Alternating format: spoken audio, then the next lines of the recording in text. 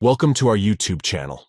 In this video, we'll provide you with a full guide on how to hide a story in TikTok.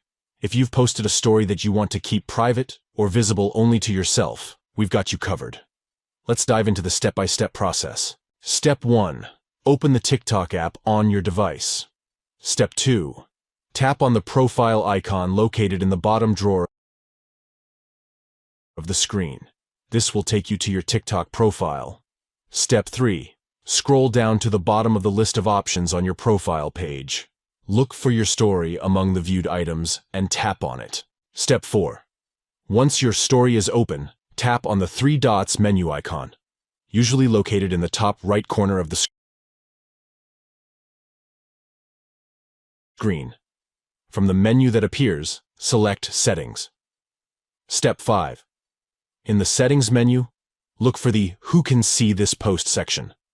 Tap on it and select Only Me option.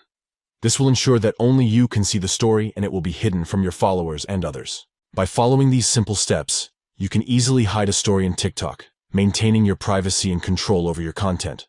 Remember that you can always change the visibility settings of your story whenever you want. Thank you for watching, and enjoy maintaining your privacy and control over your TikTok stories.